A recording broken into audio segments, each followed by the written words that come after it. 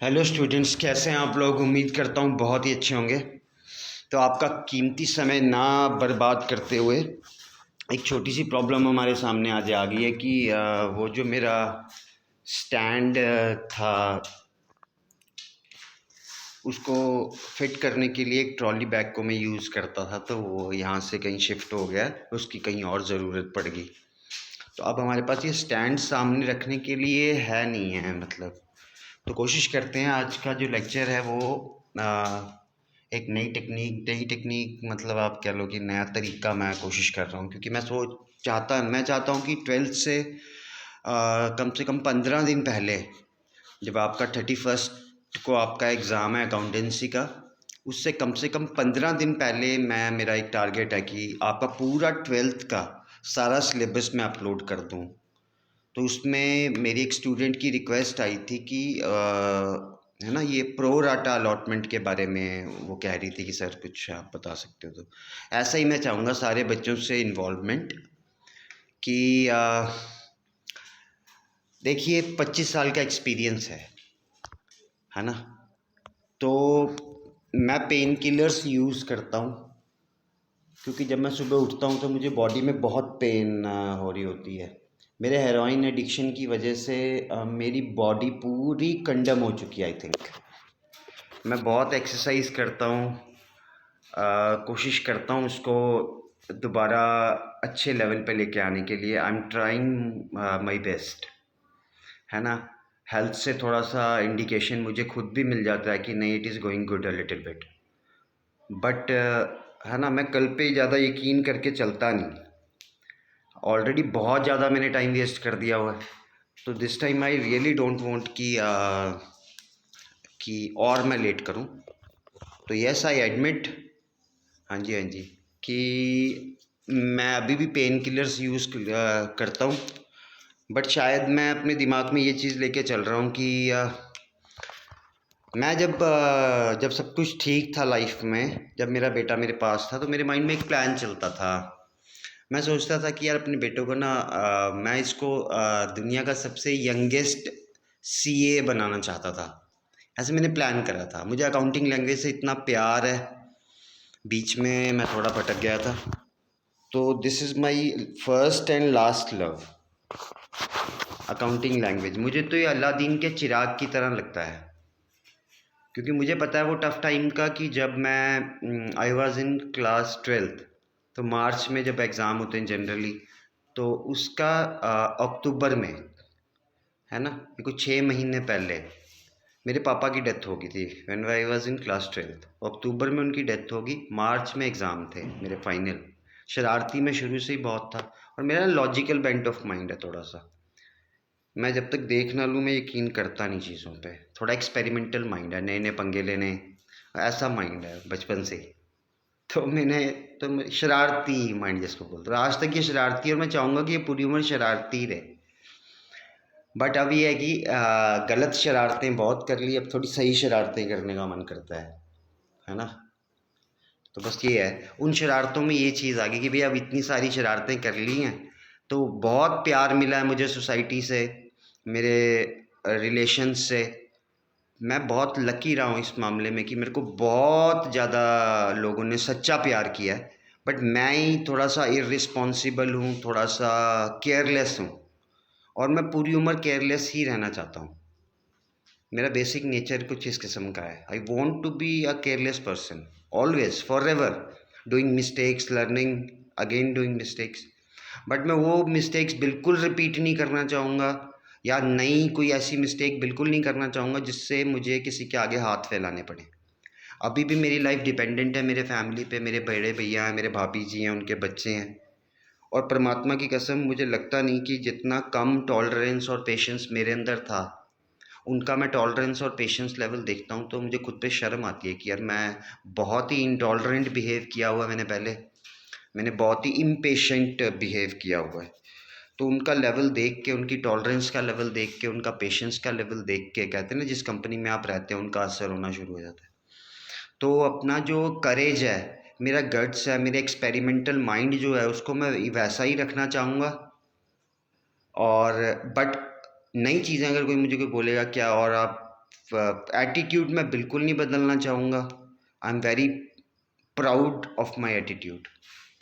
मुझे अपने नज़रिए पे बहुत ज़्यादा प्राउड है। और बाकी ये है कि इस प्रोसेस में बहुत प्यार मिला है। हमने भी बहुत ईमानदारी से रिश्ते निभाने की कोशिश की है, पर sometimes circumstances are like that कि आप है ना, जैसे शरारती माइंड होता है, घुसना आसान होता है चीज़ों में, बहुत जल्दी घुस जाते हैं, साला बाहर निकलते बहुत टाइम लग जाता है। दिस इज़ इस पे मैं ज़रूर काम करना चाहूँगा। अब तो मैं ध्यान रखूँगा कि किसी ऐसी चीज़ में घुसूँ ही ना कि जहाँ पहले घुसने में टाइम वेस्ट हो, फिर बाहर निकलने में इतना स्यापे पड़ जाएँ।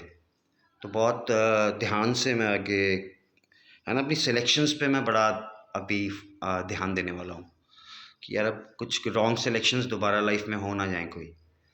तो उसके बाद फिर बस यही है कि अब जितने भी दिन हैं, हम तो हर दिन को आखिरी मान के चलते हैं। बहुत अच्छा एटीट्यूड है। Every day is the last day. उसी से हिम्मत मिलती है कि चलो यार आखिरी दिन है। तो मांग बहुत लिया। ये हेरोइन एडिक्शन के टाइम हर रिलेशन के पीछे पैसा दिखता था कि इससे ठग लिए जाएं। वो एडिक्शन इतनी स्ट्रांग हो गई थी उस चीज़ की। तो फिर तो अपने अपने अपने हुनर पे इतना भरोसा है ना, अपनी प्रैक्टिस पे इतना भरोसा है कि मुझे लगता है कि पेन किलर्स यूज़ करके भी मैं बहुत बढ़िया क्लासेस दे जाऊंगा, क्योंकि उनके पीछे इंटेंशंस बहुत अच्छी हैं। अब मैं ये चाहता हूँ कि मेरे बेटे से क्या पता मेरी मुलाकात दोबारा हो या ना हो, मैं उस बारे में ज़्यादा सोचता नहीं। बस मैं उसको ब्लेसिंग्स देता हूँ जहाँ भी होगा। बहुत ग्रो करे लाइफ में, थोड़ा इंटेलिजेंट बन के चले, मेरे सारी लाइफ को स्टडी करे, तो हर उस चीज़ के बारे में उसको जानकारी मिल जाएगी जो उसने ज़िंदगी में नहीं करना है, राइट। और ज़िंदगी में अगर एक चीज़ करनी पड़े, वो भी उसको देखने को मिलेगा कि किसी से भी प्यार करो ऐसे पूरा दिल लगा के करो यार। तो मुझे अकाउंटिंग लैंग्वेज से बहुत प्यार है। तो मैं बस, मुझे दिल लगी है इस लैंग्वेज से, है ना। मेरे अच्छे बुरे दिनों में इस लैंग्वेज ने ही मेरा बहुत साथ दिया है। तो मैं तो चाहूँगा कि ज़्यादा से ज़्यादा बच्चे इन वीडियोस में जुड़े और समझें कि मेरे जैसा इतना केयरलेस बंदा भी आज अगर कुछ बताने की स्थिति में है तो वो शायद इस लैंग्वेज की वजह से ही है। दैट इज़ कॉल्ड द, है ना, the beautiful and the simplest language in the universe, that is called accounting language, right. तो मैं आज अकाउंटिंग लैंग्वेज ये अपने माइंड में अपने बेटे को रख के मैं ये कहना चाहूँगा। तो dear Vasu, this video is specially for you. तो जाते जाते एक चीज़ ज़रूर सिखाना चाहूँगा। तो जनरली जब भी किसी लैंग्वेज की बात आती है ना, तो हम जब थोड़ा अपना पिछला याद करते हैं अपनी लाइफ को, अगर मैं अपनी ही बात करूँगा तो जिससे ये बात रिलेट करेगी वो ज़रूर मेरे कमेंट बॉक्स में आके मेरे साथ ज़रूर बातचीत करें। तो जब लैंग्वेज की बात आती है तो हमें पता है कि इस लैंग्वेज के चक्कर में ही बचपन में बहुत बार मार पड़ जाती थी टीचर्स से, है ना। मैं इंग्लिश लैंग्वेज की बात कर रहा हूँ। डरा के रखा हुआ था उसने, है ना। तो आज भी बहुत से बड़ी ऐसी सिचुएशंस क्रिएट हो जाती हैं बच्चों की लाइफ में कि बच्चा एक चाहे मतलब ग्रोइंग माइंड है, एक्सपेरिमेंटल माइंड है। अब घरों में जैसे गांव के बच्चे हैं, उन्होंने घरों में गायें वैयाँ पाली होती हैं, गायें भैंसे, है ना। तो एग्रीकल्चरिस्ट हैं वो लोग। तो उन्होंने वो, अब कोई वहाँ पे उसको अगर कोई ऐसे पूछे भाई गायें आपने देखी है, तो डेफिनेटली वो बोलेगा हाँ जी देखी है। और वो पूरा एक्सप्लेन कर सकता है गाय को कि भाई हाँ जी, है ना, 4 टांगे होती है, 1 दुम होती है, 2 सींग होते हैं, है ना, कुछ भी। तो पूरा एक्सप्लेन कर सकता है। पर जब कऊ का ऐसे लिखने की बात आती थी तो भैया जी वहाँ पे टीचर ने मार मार कर तोड़ दिया। अब वहाँ उस बच्चे की मजबूरी कौन समझे कि यार जिस चीज़ के बारे में उसको पूछा जा रहा है उसको वो पूरा देखा हुआ है, रोज़ उसको ऑब्जर्व करता है। पर जब एक्सप्रेस करने की बारी आई तो लैंग्वेज एक बैरियर बन जाती है बच्चे की लाइफ में। तो मैंने सिर्फ लैंग्वेज का मतलब एक लैंग्वेज ही लेके चला मैं शुरू से ही। मैंने ज़्यादा इसके डेप्थ में जाने की कोशिश नहीं की। मैंने सिर्फ सेंटेंस मेकिंग पे थोड़ा सा मैंने अपने टाइम पे थोड़ा उसको समझने की कोशिश की कि यार ये सेंटेंस बनाए कैसे जाते हैं। बस सेंटेंस मेकिंग। आज भी मेरी वोकेबलरी बहुत पुअर मान सकते हो आप। बहुत सी जनरल बातचीत में मुझे कुछ ऐसे शब्द हैं जिनके बारे में जिनकी जानकारी नहीं होती, पर मैं उसकी परवाह करता ही नहीं हूँ। तो है ना, तो मैंने इसको एक लैंग्वेज लिया कि जहाँ इसकी ज़रूरत है, चलो यार ज़रूरत के हिसाब से यूज़ करना आनी चाहिए, उतनी सीख ली, है ना। तो नहीं तो वैसे बहुत इम्पॉर्टेंट आज भी बहुत ज़्यादा, जैसे जितने बच्चे पंजाब में मैंने ट्रेंड देखा कि मैक्सिमम बच्चे आइल्स करके या पीटी करके बाहर जा कंट्री में जाते हैं, सिर्फ एंट्री लेने के लिए वो आइल्स और पीटी में इंग्लिश लैंग्वेज के लिए पैसे खर्च कर रहे हैं। बहुत सारे बच्चे खर्च करते हैं बस भी उस दूसरी कंट्री में हम पहुंच जाएं, है ना। वहाँ पे चाहे अपने सर्वाइवल के लिए कुछ भी करना पड़े, है ना, किसी के लिए काम करना पड़े, वो जो बड़ा एनर्जेटिक टाइम होता है उस टाइम पे 12th के बाद, कितनी एनर्जी होती है उस टाइम पे बॉडी में, माइंड में, कितने ड्रीम्स होते हैं। उस टाइम पे हम सरेंडर कर देते हैं अपने आप को दूसरों के हाथों में, जस्ट फॉर द सर्वाइवल, कि भाई कनाडा ऑस्ट्रेलिया या किसी भी कंट्री जाके, है ना, वो कदर करते हैं।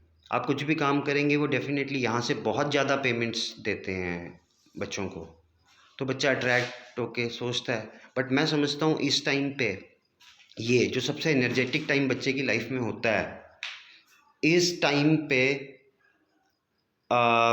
कोई ऐसा स्किल्स ज़रूर सीख लेना चाहिए, या तो जो आपका बचपन से इंटरेस्ट हो और आपको मौका मिला हो उसे प्रॉपरली रेगुलरली पॉलिश करने का। जैसे कुछ लोगों का आर्ट बहुत अच्छा होता है, कई लोग स्पोर्ट्स में बहुत अच्छे होते हैं। तो अगर तो आपको इतना कॉन्फिडेंस है कि आप उसमें अपना कैरियर बना सकते हैं, या आपका बहुत ज़्यादा इंटरेस्ट है ना, आप सबसे ज़्यादा आनंदित जिस एक्टिविटी में महसूस करते हैं, चाहे वो आर्ट है, चाहे वो साइंस है ना, कुछ भी। कई लोगों को बातें करना बहुत अच्छा लगता है, वो कम्युनिकेशन स्किल्स वाली तरफ जा सकते हैं। And one of the skill there are music है, आपका लैंग्वेज, जैसे ये ना कंप्यूटर लैंग्वेज, राइट, इसकी बड़ी डिमांड है मार्केट में। तो कुछ भी ऐसी कोई स्किल मुझे लग रहा है डेवलप हो जानी चाहिए उस टाइम तक, ताकि वो आप बेच सको। वो मसला तो सारा आ जाके यहीं पे जाके ख़त्म हो जाएगा कि how to earn money. If you are a dreamer, अगर आपके ड्रीम है, आपने बचपन से ही बड़े बड़े सपने देखे हुए हैं, है ना, सपने देखने की आपने हिम्मत की है, और आज भी अगर आप बड़े बड़े सपने देखने की हिम्मत करते हैं, तो डेफिनेटली बिना स्किल के वो पॉसिबल होने वाला नहीं है। ये हवाई बातें नहीं हैं। तो सही तरीका ही यही होता है कि अपने अपने अपने इंटरेस्ट को पहचानने की कोशिश करनी चाहिए कि आपका दिल कहाँ लगता है, कौन सी ऐसी एक्टिविटी है जिस एक्टिविटी में आपको बहुत ज़्यादा मज़ा आता है, मतलब आपके दिल से निकलता है या 24 घंटे भी ये करना पड़े तो मैं तैयार हूँ। उस एक्टिविटी पे ध्यान दीजिए कि आप उसको कितने हद तक कमर्शलाइज कर सकते हैं आज के टाइम में या आने वाले टाइम में उस एक्टिविटी, है ना। बात तो सारा डिमांड और सप्लाई का ही है। जिस चीज़ की डिमांड ज़्यादा होगी और सप्लाई कम होगी, उसका प्राइस होगा ही होगा मार्केट में। तो आप किसी ऐसी स्किल में अपने आप को एक्सपर्ट, और आपको पता है कोई भी बंदा अपने आप को किसी भी चीज़ में एक्सपर्ट कर सकता है। ये सिर्फ प्रैक्टिस की बात है कि how much time you are devoting, और कितने इंटरेस्ट के साथ वो आप टाइम डिवोट कर रहे हैं, कितनी लगन के साथ। तो कोई भी एक चीज़ सीखिए, एक चीज़ पे अपने कमांड बनाइए और बेचने निकल जाइए, यही सही तरीका है।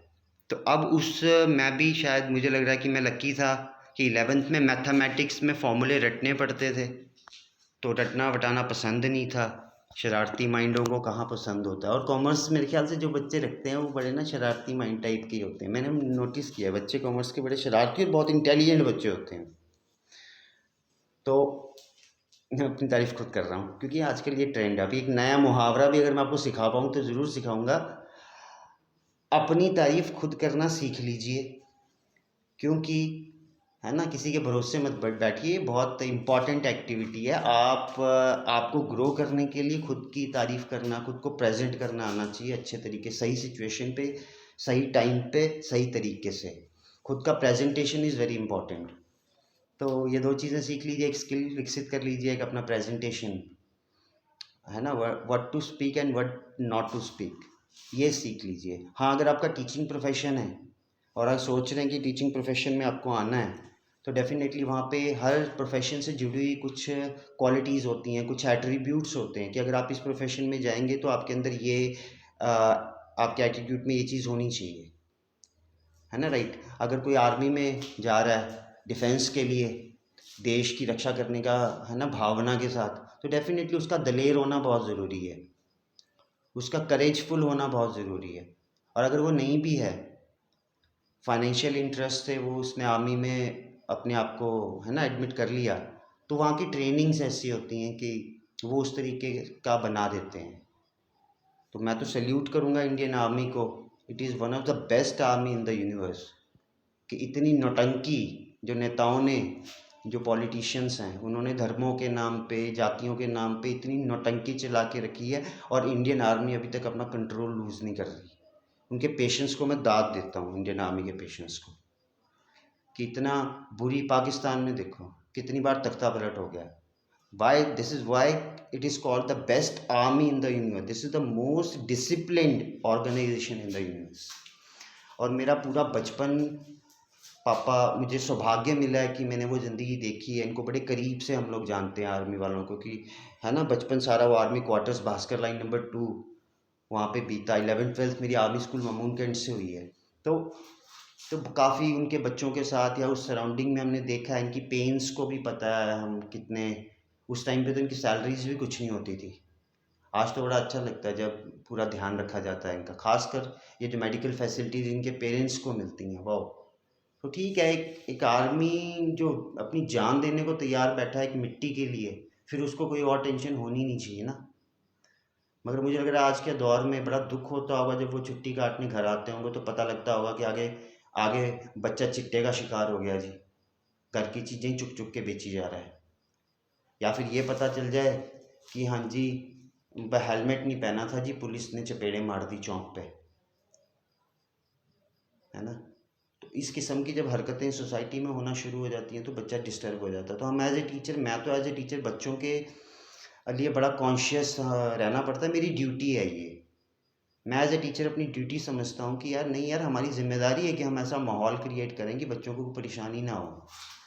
हम इतनी मेहनत से एक बच्चा तैयार करते हैं, आगे जाके कोई नॉनसेंस उसके साथ हो जाए, इसीलिए सब चीज़ें मैं बिल्कुल साफ में बताता हूँ कि भाई मैं एज ए टीचर, मैं मुझे मुझे एज ए टीचर एक्सपेरिमेंट करने का शौक़ भी है, और मेरी ड्यूटी भी है कि मैं जितनी चीज़ें खुद ही एक्सपेरिमेंट करके, क्योंकि मैंने ज्ञान बांटना है यार, मेरा काम है, दिस इज़ माई प्रोफेशन।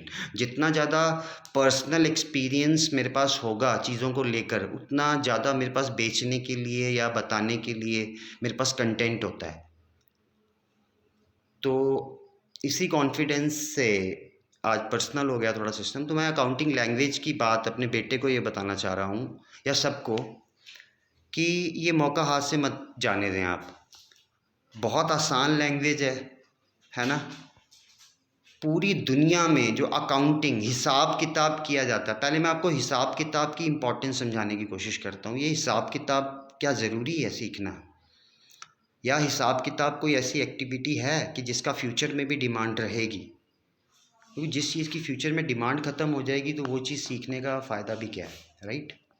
तो ये चीज़ मैं बिल्कुल क्लियर करना चाहता हूँ। ये खासकर जो बच्चे अभी 10th में पढ़ रहे हैं उनके लिए बहुत इंपॉर्टेंट है ये चीज़। तो आपके काम का नहीं भी होगा तो 10th वाले बच्चे होंगे वहाँ तक ज़रूर पहुँचा देना। तो पहले, है ना, तो अब ये देखना पड़ेगा कि ये जो लैंग्वेज की मैं बात कर रहा हूँ इसकी इम्पोर्टेंस क्या फ्यूचर में है? बिल्कुल है। क्योंकि जहाँ भी, जब भी पैसे की बात आएगी, जब तक पैसे की इम्पोर्टेंस है तब तक उसकी कैलकुलेशन भी ज़रूरी है। जब तक पैसे की इम्पोर्टेंस, जैसे जैसे पैसे की इम्पोर्टेंस बढ़ेगी तो डेफिनेटली जब स्ट्रक्चर बड़ा होता है किसी भी ऑर्गेनाइजेशन का या किसी भी, तो फिर गवर्नमेंट नाम से एक है ना, एक सिस्टम एग्जिस्ट करता है, वहाँ पे सरकारें आ जाती हैं। और जब सरकारें आ जाती हैं तो डेफिनेटली सरकारों को चलने के लिए पैसे की ज़रूरत है ना।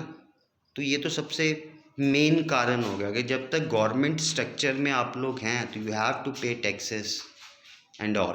तो आप कोई भी इकोनॉमिक एक्टिविटी चाहे अपने लिए भी कर रहे हैं तो आपको यू हैव टू पे टैक्सेस। इवन जितनी भी चीज़ें आप खा पी रहे हैं डेली रूटीन में एज ए कंज्यूमर, उस पर भी जीएसटी है ना, तो यू आर पेइंग टैक्सेस। तो इस इतना इम्पॉर्टेंट पार्ट है। जब गवर्नमेंट होगी तो टैक्सेस होंगे, और जब टैक्सेस होंगे तो फिर उसकी कैलकुलेशन भी होगी, और जब उसकी कैलकुलेशन होगी तो फिर अकाउंटिंग होगी। यानी सीधा सीधा पैसे से कनेक्शन है। जब तक पैसे की इम्पोर्टेंस रहेगी तब तक अकाउंटिंग की रहेगी। और आपको ये जानकर ताज्जुब होगा कुछ बच्चों को कि पूरे वर्ल्ड में जो अकाउंटिंग की जाती है वो एक स्पेशल लैंग्वेज में की जाती है। उसके लिए एक स्पेशल सिस्टम बनाया गया जिसे कहते हैं double entry system of book keeping या record keeping. It is called double entry system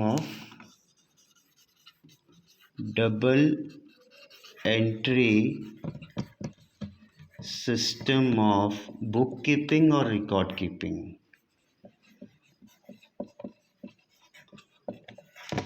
और रिकॉर्ड कीपिंग मैं थोड़ा सा आपको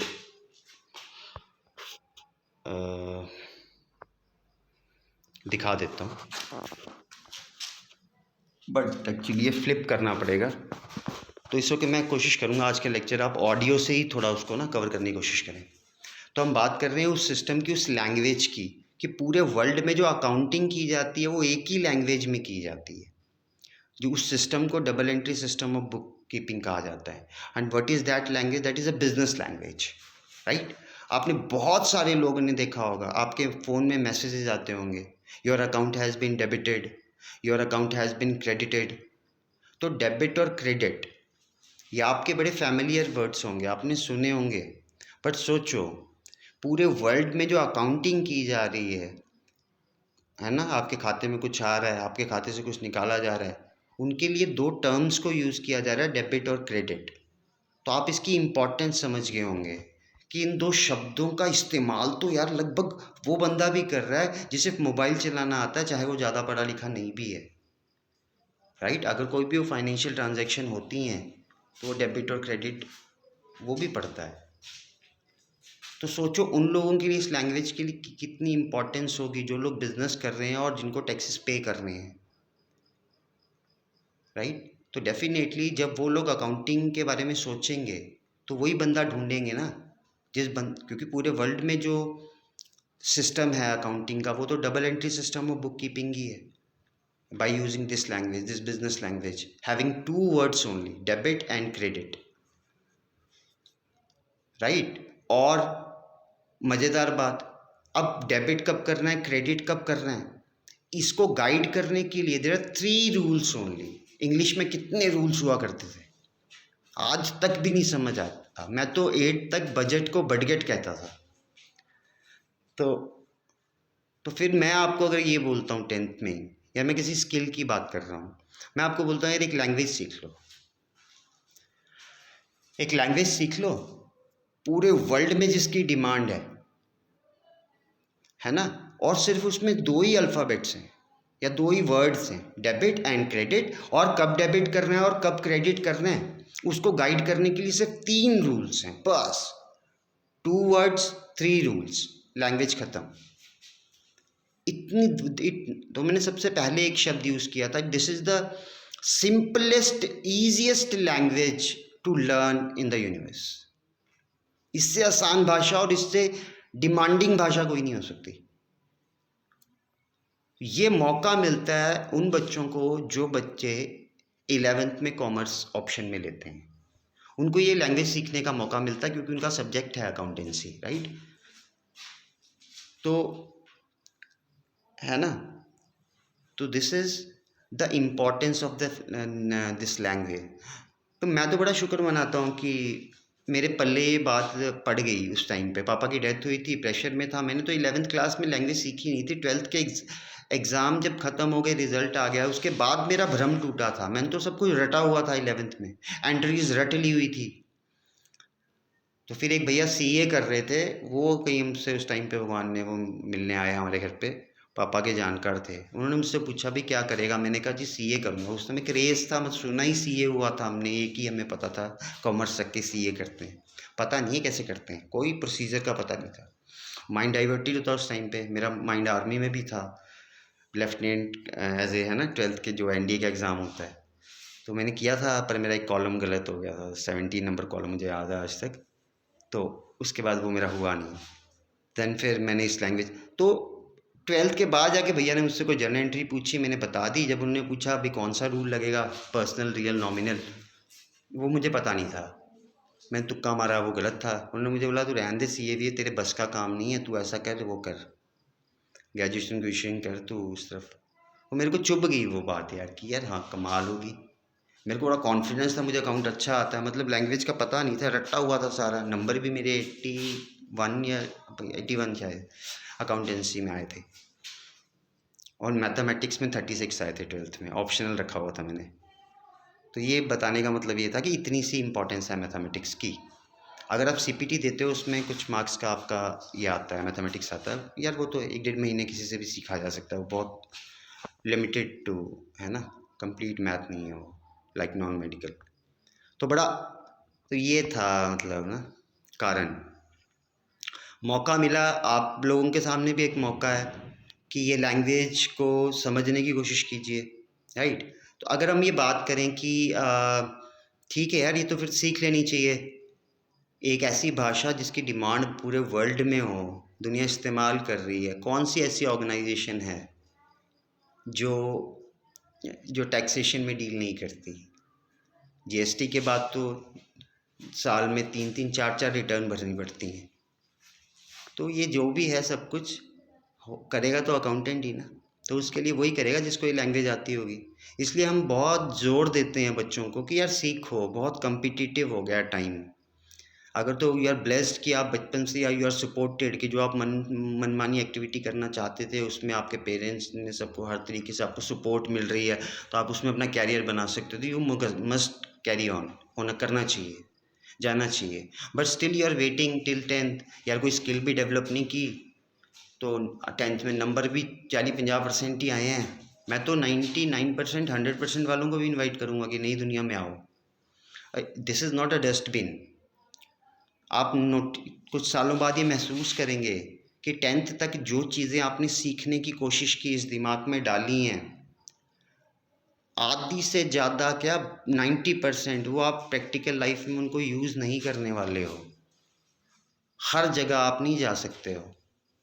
तो बाद में समझ आएगी कि साइंस जो थी वो तो यार यूज़ करना आनी चाहिए। Like your mobiles, you are operating it well, but आपको उसके सिस्टम का नहीं भी पता हो, इट्स ओके। आपने कॉल करनी है, कॉल करनी आनी चाहिए, कैसे कॉल हो रही है, सिस्टम कौन सा यूज़ कर रहा है। अगर आप अनअवेयर भी हो तो उसके लिए, है ना, कोई प्रॉब्लम आती है तो स्पेशलिस्ट बैठे हैं। आपके पास फ़ोन में कोई ख़राबी आती है, उनके पास चले जाते हो। अब बॉडी हमारी है ना, इसमें कोई बीमारी हो तो क्या हमें खुद सारी बीमारी ठीक करना आनी चाहिए क्या? उसके लिए डॉक्टर्स है ना। तो हर चीज़ के लिए एक स्पेशलाइज होता है। तो आपका भी, मुझे लगता है हमारा भी यही रोल बनता है कि हम भी यार, दुनिया इतनी इतनी स्किल्स के साथ अपने आप को स्पेशलाइजेशन की तरफ लेके जा रही है, तो हमें भी एक मौका मिला है। इतना खूबसूरत शरीर दिया है भगवान ने, इतना खूबसूरत माइंड दिया है, इतनी इतना प्यार नेचर से मिलता है, ठंडी हवा, रात को तो आप देखो आसमान में तारे होते हैं, चाँद, सूरज, ये पेड़ पौधे, पंछी, कितना प्यार बिखरा हुआ है आसपास, कितने अच्छे लोग हैं, है ना, है ना। ये तो इतना सब कुछ यहाँ पे है यार, दुनिया बहुत खूबसूरत है। तो इसको और खूबसूरत बनाने के लिए आपका सेल्फ डिपेंडेंट होना बहुत ज़रूरी है। अगर आप अभी भी जो घर में रोटी खा रहे हैं वो आपके पापा की कमाई हुई है, तो मुझे लग रहा है कि फिर ये आ, कुछ करने की ज़रूरत है। तो जल्दी से जल्दी पैसा कमाना सीखना चाहिए। उसके लिए अगर आप कोई स्किल अपने अंदर डेवलप कर लेते हो, वो बहुत अच्छी बात है। उसी स्किल की बात करते हो, हम अकाउंटिंग लैंग्वेज की बात कर रहे हैं। जिसमें अभी फ़िलहाल हमारा फोकस 12th का सिलेबस कंप्लीट डालने का है, ताकि 15 दिन 31 मार्च से 15 मार्च तक पूरा 12th का सिलेबस अपलोड हो जाना चाहिए।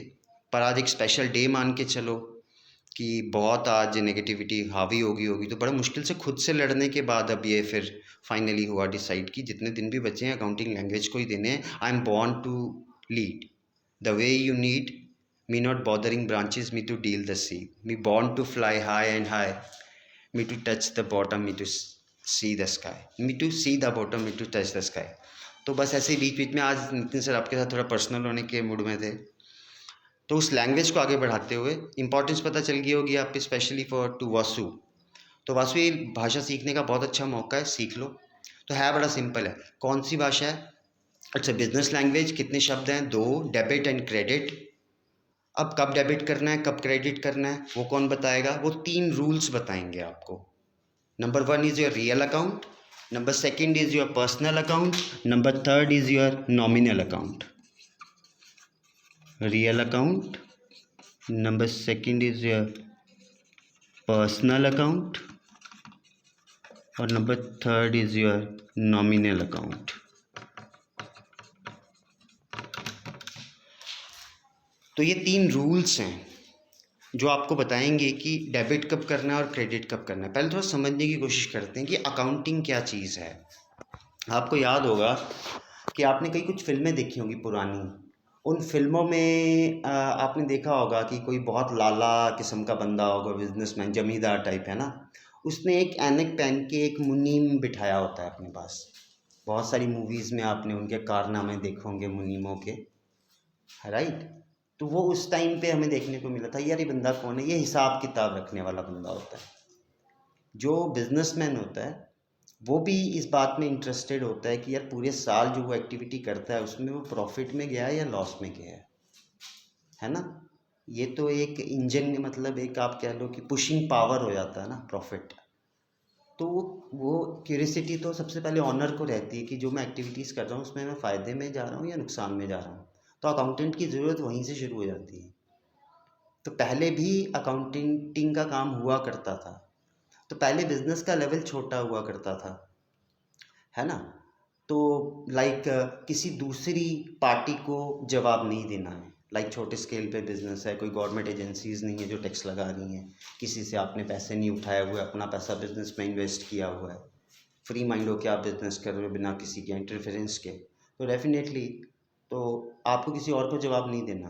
तो उस टाइम पे भी आप ये जानना चाहोगे कि प्रॉफिट में या लॉस में, उसके लिए तब भी अकाउंटेंट चाहिए होता है, राइट।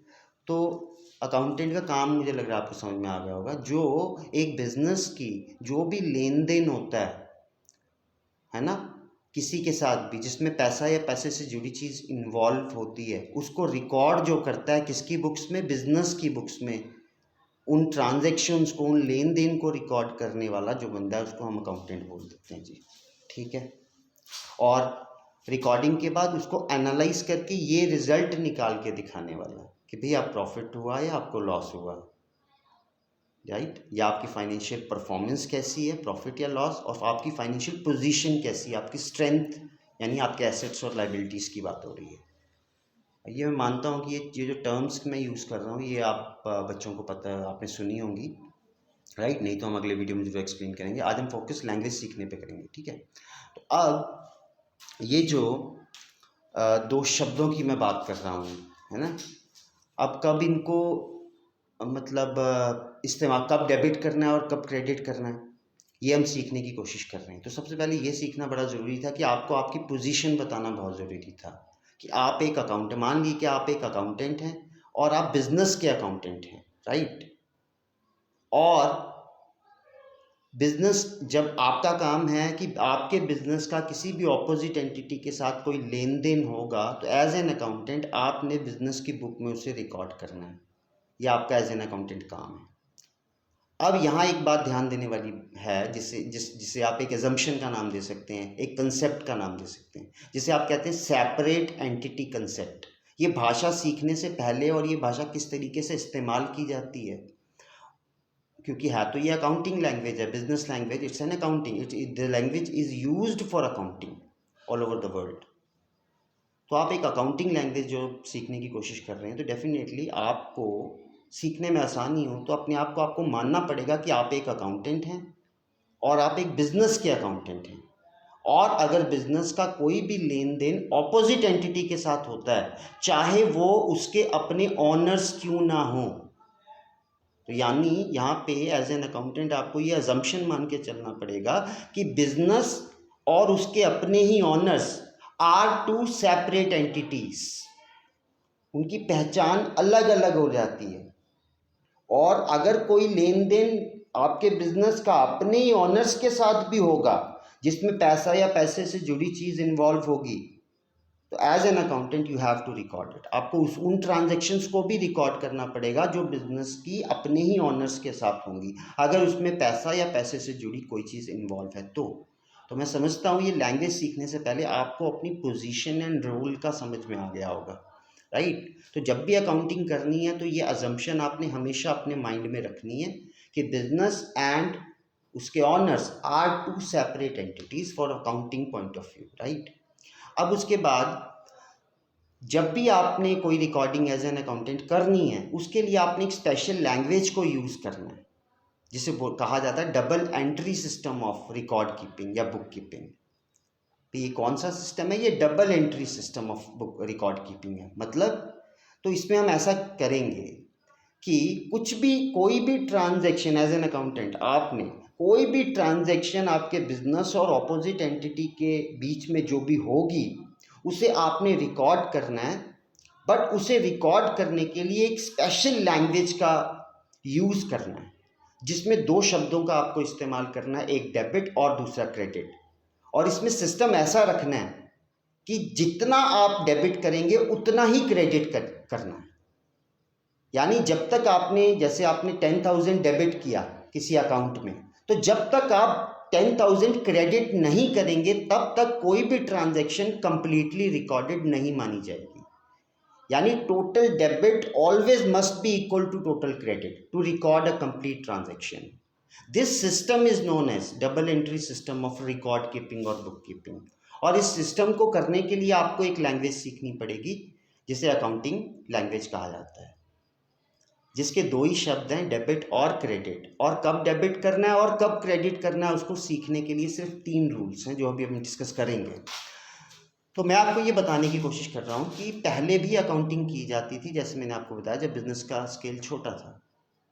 तो आज ये स्पेशल लैंग्वेज सीखने की क्या ज़रूरत है, उसकी ज़रूरत क्यों महसूस हुई? सबसे पहले तो ये ज़रूरत महसूस हुई मिस्टर सर फ्रा ल्यूका पेसियोली जी को। फ्रा ल्यूका पेसियोली एक फ्रेंच मैथमेटिशियन थे और भी बहुत सारे स्किल्स थे उन्होंने डेवलप किए हुए, आर्टिस्ट बहुत अच्छे थे। उन्होंने इस लैंग्वेज का इन्वेंशन किया था 1594 में। तो अब सोचिए, अब एग्जैक्टली मुझे याद नहीं है 1594 है या 1494 है, अभी मैंने कंफर्म नहीं किया, काफ़ी देर हो गई इस बात को डिस्कस किए हुए किसी के साथ। मैंने बताया आपको 7-8 साल तो कोमा में ही निकल गए थे। तो सर फ्रा ल्यूका पेसियोली जिन्होंने इस अकाउंटिंग लैंग्वेज को बनाया, तो है ना, क्यों बनाया गया होगा इस लैंग्वेज को? क्योंकि एक प्रॉब्लम हुई होगी। सपोज करो मैं पुराने अकाउंटेंट की बात कर रहा हूँ या एक ऐसे बिजनेस की बात कर रहा हूँ जो बिजनेस का स्केल काफ़ी छोटा है, किसी आउटसाइडर को कोई अकाउंटेबिलिटी नहीं, किसी बाहर वाले को कोई जवाब नहीं देना है। यह अकाउंटिंग एक बिजनेसमैन खुद के लिए करवा रहा है, he is not answerable to anybody else, right. तो अब वो अपनी खुद के लिए अकाउंटिंग करवा रहा है बंदा। तो अब सोचो मैं वो बिजनेसमैन हूँ और मैं अपने नॉलेज के लिए, अपने खुद की जानकारी के लिए हिसाब किताब रखवा रहा हूँ किसी से, तो डेफिनेटली मैं जिस लैंग्वेज में मैं कंफर्टेबल होऊंगा, जो मुझे आसानी से समझ आ जाएगी, मैं उसी लैंग्वेज में बोलूँगा। अगर मुझे हिंदी आती होगी तो मैं बोलूँगा आपने हिसाब किताब हिंदी में लिखना है। अगर मुझे पंजाबी में कंफर्टेबल होऊंगा तो मैं उसको बोलूँगा कि आपने इसको पंजाबी में लिखना है। और अगर मैं इंग्लिश में कंफर्टेबल होऊंगा तो मैं उसको बोलूँगा you have to keep record in English only, right. तो as per my suitability when the business is small. जब बिजनेस का स्केल बढ़ता है ना, तो फिर इसका मतलब क्या है कि अगर बिजनेस किसी ऐसी जगह पे पहुंचता है जहाँ की भाषा टोटल डिफरेंट है, तो क्या वहाँ पे एक नया अकाउंटेंट ढूंढना पड़ेगा जिसको वो भाषा आती हो, या खुद वो भाषा सीखनी पड़ेगी? तो ऐसा होता है प्रैक्टिकली जब एक बिजनेस, और आजकल के टाइम आप देखते हैं बिजनेस मल्टीनेशनल्स हैं, हेड ऑफिस एक कंट्री में है, branches all over the world है। तो कितनी लैंग्वेजेस की प्रॉब्लम क्रिएट हो जाएगी अगर हम हर सेपरेट लैंग्वेज यूज़ करेंगे अकाउंटिंग के लिए। तो ये बात महसूस की सर फ्राल ल्यूका पैसियोली ने। उन्होंने फिर इसका एक हल निकाला कि यार अब जब भी अकाउंटिंग की जाएगी वो एक स्पेशल भाषा में की जाएगी जिसमें दो ही शब्द होंगे, एक डेबिट और दूसरा क्रेडिट। और डेबिट कब करना है और क्रेडिट कब करना है उसको बताने के लिए 3 रूल्स होंगे जो मैंने पहले बताए, रियल अकाउंट, पर्सनल अकाउंट और नॉमिनल अकाउंट, राइट। तो जब ये लैंग्वेज बनाई गई होगी, ये बात तो उन्होंने सोच ली कि यार दुनिया भर में अब जो भी लेन देन होगा बिजनेस और ऑपोजिट एंटिटी, चाहे वो ओनर है या आउटसाइडर कोई दूसरे लोग हैं, अगर उसमें पैसा या पैसे से जुड़ी कोई चीज़ इन्वॉल्व है तो एज एन अकाउंटेंट एक अकाउंटेंट को उसे रिकॉर्ड करना है। क्लियर? ये काम हो गया अकाउंटेंट का। तो जब उन्होंने ये सोचा होगा कि ठीक है दुनिया में कोई भी लेन देन होगा उसको रिकॉर्ड करने के लिए, और रिकॉर्ड कैसे किया जाएगा, एक स्पेशल लैंग्वेज में जिसमें डेबिट भी होगा और क्रेडिट भी होगा, पर सिस्टम ऐसा होगा कि जितना डेबिट होगा उतना ही क्रेडिट होगा, राइट। टोटल डेबिट हमेशा किसके बराबर होना चाहिए, टोटल क्रेडिट, तभी ट्रांजैक्शन कंप्लीटली रिकॉर्डेड मानी जाएगी। ये सिस्टम होगा। बट अगला सवाल उनके